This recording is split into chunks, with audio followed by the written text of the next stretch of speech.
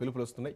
కంపెనీకి ఎవరు మద్దతు ఇచ్చినా వాళ్ళపైన కూడా అదేవిధంగా ట్రోల్ చేస్తున్నారు. మాట్లాడదాం ఇదే అంశం పైన. హైందవి గారు అలాగే శంకరవల్ రవికుమార్ గారు ఇద్దరు మనతో పాటు జాయిన్ అవుతున్నారు. ముందుగా హైందవి గారు నమస్తే. నమస్తే అండి. వరుస ఘటనలు చూస్తూనే ఉన్నాం.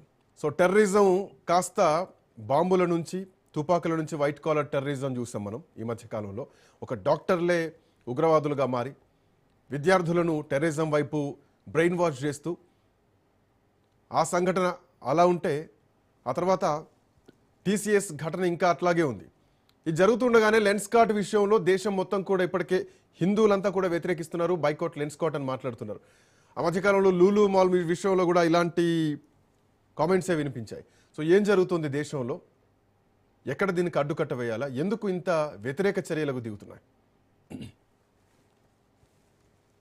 రాజ్ న్యూస్ ప్రేక్షకులందరికీ నమస్కారం. నమస్తే అండి. మా ప్యానలిస్ట్ రవి గారికి కూడా నమస్కారం.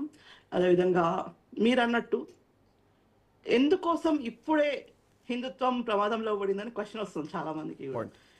అంటే ఇన్ని సంవత్సరాలు లేనిది ఇప్పుడు ఎందుకు హిందుత్వం డేంజర్ లో ఉంది అని చెప్పేసి, లేకుంటే హిందువులు ప్రమాదంలో పడిండ్రు అని చెప్పేసి అని, మీ గవర్నమెంట్ సెంట్రల్ లో ఉంది కదా, మరి మీరున్నాక కూడా ఇట్లా ఎందుకు హిందువులు మాట్లాడగలుగుతున్నారు అని అంటే, అన్ని సంవత్సరాలు కూడా పరిపాలించినటువంటి ప్రభుత్వంలో హిందువులంతా సెక్యులర్ గా ఉండింది కాబట్టి ఎవరికి కూడా ఈ ప్రశ్నలు రాలేదు.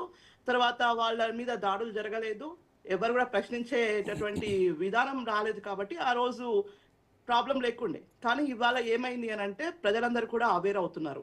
ప్రజలందరికీ కూడా సెక్యులర్ అన్నటువంటి ఈ యొక్క విష పదార్థం ఏదైతే ఉందో అది మా మెదడులోకి ఎక్కించి దాదాపు 65 సంవత్సరాలు అవుతుంది. కాబట్టి దీని నుంచి బయటపడాలి. ఇప్పుడు మా హిందువుల మనటోళ్ళము మేము ఖచ్చితంగా మా భారతదేశము మత ప్రాతిపదికన ఈ దేశం విడగొట్టబడి పాకిస్తాన్గా మారినటువంటి ఒక దేశం ఉంటే మా దేశం ఎందుకు హిందుస్థాన్ కావద్దు అన్న ఒకే ఒక్క అవేర్నెస్ ఏదైతే ఉందో అది దేశవ్యాప్తంగా కూడా ఇవాళ సంచలనం సృష్టిస్తుంది, ప్రపంచవ్యాప్తంగా సంచలనం సృష్టిస్తుంది. హిందువులు ఎందుకు డేంజర్ లో ఉన్నారు అని అంటే, ఇన్ని సంవత్సరాలు నిద్రలో ఉన్నటువంటి హిందువులంతా కూడా మేల్కుంటున్నారు కాబట్టి ఒక ఏదైనా కూడా ఒక వ్యవస్థ కానివ్వండి, లేదంటే ఏదైనా ఒక ఉద్యమం మొదలయ్యింది అని అంటే అది ఖచ్చితంగా ప్రమాదంలో ఉన్నప్పుడే బయటికి వస్తుంది. ప్రమాదంలో ఉన్నటువంటి వాళ్ళే ఎవరైతే సఫర్ అవుతున్నారో వాళ్ళే బయటికి వచ్చి ఉద్యమాలు చేస్తారు. అంటే ఒక వ్యవస్థలోకి బయట వాళ్ళు వచ్చినప్పుడు ఆ వ్యవస్థకు తగ్గట్టుగా అందులో ఇమిడి ఉండాలి తప్ప ఈ వ్యవస్థనే వాళ్ళకి తగ్గట్టుగా మార్చుకుంటే ఇది దేశ భద్రతకు ప్రమాదం కదా? ఖచ్చితంగా అవుతుందండి. ఇప్పుడు అందుకనే మెజారిటీ ఉన్నటువంటి దేశం, ఒకటిసారి ఆలోచించండి మీరు, హిందువులు మెజారిటీగా ఉన్నటువంటి దేశం ఇది. ఈ వ్యవస్థలోకి వచ్చింది ఎవరు? మనం కాదు, మనం ఈ దేశంలో ఉన్న వాళ్ళము, మన దేశంలో మనమే ఉన్నాము. కానీ బయటి వాళ్ళు వచ్చి మన వ్యవస్థలో జాయిన్ అయ్యారు. కాబట్టి ఇవాళ మేము మాట్లాడుతున్నది, మేము ఏమంటున్నామంటే, ఈ దేశంలో ఉన్నటువంటి మెజారిటీ ప్రజలను మీరు ఏదైతే ఉందో మీరు సప్రెస్ చేస్తున్నారు, లేకపోతే మీరు మమ్మల్ని కావాలని చెప్పేసి రకరకాల మార్గాలు ఎంచుకుంటున్నారు.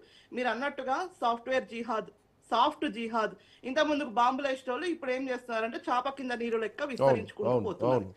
కాబట్టి ఇవాళ హిందూ వ్యక్తులు నడిపించేటటువంటి బిజినెస్ లలో కూడా ఈ యొక్క కుట్రలు ఎందుకు బయటపడుతున్నాయి? మరి లెన్స్కాట్ లాంటి వాటిలలో పీయూష్ గోయల్ ఎవరు? ఒక హిందూ వ్యక్తి. మరి ఆ హిందూ వ్యక్తి యొక్క స్టోర్లలో ఇవాళ హిందూ దేవీ దేవతలను పూజించొద్దు. ఒక స్టోర్ లో అయితే వాళ్ళ కాళ్ళ కింద ఉంది మన యొక్క దేవుడి పటం. అంటే వాళ్ళు ఆ స్టోర్లలో వాళ్ళ యొక్క నమ్మకాలని, మన యొక్క హిందువుల యొక్క నమ్మకాలని కూడా వాళ్ళు ఏం చేస్తున్నారంటే వాళ్ళ వ్యాపారం కోసం అని చెప్పి ఈ మా స్టోర్ కి వచ్చే వాళ్ళంతా కూడా ఎక్కువ మరి వాళ్ళ విధర్మీయులు వాళ్ళు ఉన్నారు కదా, ఎప్పుడైతే ఎవరైతే మనం ఉన్నామో జాలిటోపోలు తుర్కోలు, ఇక వాళ్ళని ఓపెన్ గా మాట్లాడాల్సి వస్తుంది. ఇప్పుడు మేము అనాలా అని వద్దా అన్న ప్రశ్న కాకుండా ఇప్పుడు ఖచ్చితంగా మాట్లాడాల్సిన పరిస్థితి. ఎందుకంటే ఒక హిందువుగా పుట్టినటువంటి వ్యక్తి బొట్టు పెట్టుకోవడం కానివ్వండి, లేకపోతే చేతికి దారం చుట్టుకోవడం కానివ్వండి, లేకపోతే మెడలో పుస్తలు తాడేసుకోవడము, మెట్టలు పెట్టుకోవడము, నుదుటిన బొట్టు పెట్టుకోవడం అనేది మా యొక్క సాంప్రదాయం. మన యొక్క సాంప్రదాయంలో అవి భాగాలు. మరి ఈ యొక్క సాంప్రదాయంలో ఉన్నటువంటి ఈ భాగాలను మీరు తీసేసి రావాలి, అదే హిజాబ్ను అయితే మేము అలో చేస్తామని చెప్పేసి మాట్లాడడం ఎంతవరకు సమంజసం? మరి ఒకటే అంటే ఈ దేశంలో కేవలం ఒక మతానికి సంబంధించినటువంటి మత విశ్వాసాలను మీరు గౌరవించుకుంటూ మెజారిటీ ఈ దేశంలో మన హిందూ సాంప్రదాయాలను మీరు అవమానిస్తూ ఉంటే ఖచ్చితంగా మేము ప్రశ్నిస్తాము. ప్రశ్నించడమే కాదు, ఆ యొక్క ఏదైతే స్టోర్లలో పనిచేస్తున్నారో వాళ్ళందరికీ కూడా హిందువులు, మీరు హిందువులే అని చెప్పేసి గుర్తు చేయడానికి అని చెప్పేసి One second. కొంతమంది వెళ్ళి వాళ్ళకు అక్కడ స్టోర్లలో బొట్లు పెట్టేసి వచ్చిండ్రు. రైట్, హైందవి గారు 1 సెకండ్. ఈ అంశాన్ని అంటే మీరు ఇందాక మీ మాటల్లో ఒక కీలకమైనటువంటి అంశాన్ని తీసుకొచ్చారు. అంటే ఇప్పటి వరకు మనకు తెలిసి, జనాలకు తెలిసి లవ్ జిహాద్ అన్న పదమే తెలుసు. ఎందుకంటే హిందూ అమ్మాయిలను ట్రాప్ చేసి పెళ్ళిళ్ళు చేసుకొని మత మార్పిడిలు చేస్తున్నారు, బలవంత మత మార్పిడులు. బట్ మీ మాటల్లో మీరు సాఫ్ట్ జిహాద్ అన్నటువంటి మాటను కూడా వాడారు. అది ఏంటి, దాని వెనకాల ఏమేమి ఉన్నాయి, ఇది ఎటువైపు దారితీస్తుంది, ఆ పదం గురించి కూడా మాట్లాడదాం. ఒక చిన్న బ్రేక్ తీసుకుందాం. బ్రేక్ తర్వాత డిబేట్ విల్ బి కంటిన్యూడ్.